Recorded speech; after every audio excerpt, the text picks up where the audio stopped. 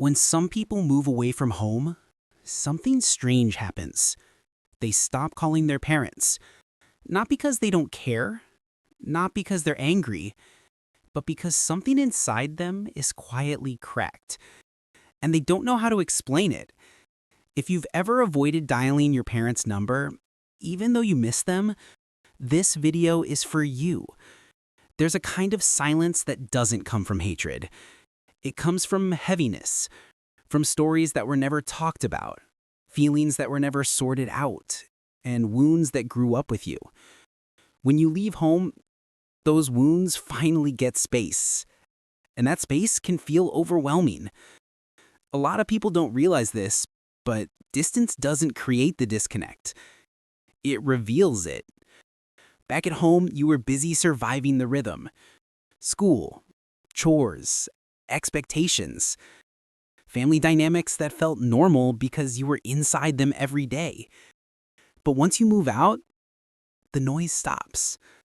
And suddenly, every memory has room to breathe. Every unspoken tension becomes louder. And every moment you pretended didn't matter comes back with surprising detail. You might love your parents deeply. You might be grateful for everything they did. But love doesn't erase the emotional bruises you never had language for. Maybe you grew up being the responsible one, the quiet one, the fixer, the peacemaker, or the child who felt invisible unless they were needed. Maybe the house was loud in ways that didn't involve yelling. Maybe the air felt heavy even when no one was talking. Maybe you learned to swallow emotions so early that expressing them feels unsafe even now. So when you move out, calling your parents doesn't feel simple. It feels like stepping back into a version of yourself you're trying to grow away from. Psychologists call this emotional role fatigue. Your nervous system remembers who you had to become to survive your home environment. And the moment you hear your parents' voices, that old role tries to come back online. Not because they force it, but because your brain is wired through experience. For some people, the distance is healing. But for others, it becomes a quiet reminder of how much they never said and how much they still carry. You might pick up your phone, think about calling, and then feel that familiar tightening in your chest. That subtle emotional exhaustion. That, I can't do this right now. So you tell yourself you'll do it later. Tomorrow. This weekend. And then another week goes by. You're not avoiding your parents. You're avoiding the version of yourself you had to be around them. And sometimes you feel guilty. You wonder if you're being ungrateful, or dramatic, or distant for no reason. But there is a reason. It's just not easy to name. Growing up, many of us learn things we never consciously realized. That emotions weren't welcome. That our needs were too much.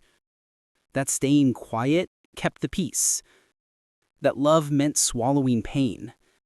That being good meant being small. So when you leave home, your body experiences a strange mix of freedom and grief. You're free, yes, but you're also grieving the childhood you didn't fully feel while you were living it. And calling your parents reactivates all of that at once. Not dramatically, not explosively, but subtly. Enough to make you hesitate. The truth is, silence isn't always a sign of anger. Sometimes it's a sign of emotional recovery. It's the nervous system trying to unclench. It's the heart trying to relearn safety. It's the adult self trying to build an identity outside old patterns. And that takes time. But here's something important. Distance doesn't mean you don't love them. It means you're learning how to love yourself too. Some people will eventually reconnect with their parents in a healthier way. A way that doesn't require losing themselves. A way that feels safe, adult, balanced.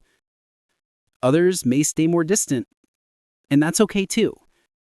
Healing doesn't always mean returning to what hurt you. Sometimes it means creating a relationship with yourself that was missing before. If you've been the child who goes quiet, who struggles to call, who carries guilt in one hand and love in the other, you're not alone. Hundreds of thousands of people feel this exact emotional conflict. They care deeply. They just don't know how to express it without reopening old wounds.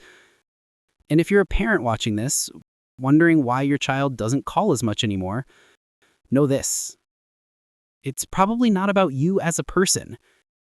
It's about who they had to be growing up, and how hard it is to step back into that role again. This silence isn't rejection. It's a quiet healing process. So if you're the one creating distance, be gentle with yourself. Take the time you need. Rebuild yourself without pressure. Reach out when you can, in ways that feel safe for you. And if you ever do decide to reconnect more often, you'll do it from a place of strength, not obligation. Because the truth is, some distances are not created out of hate. They're created out of hurt. And healing that hurt takes courage. But you're doing it. Slowly, quietly, in your own way. And that counts.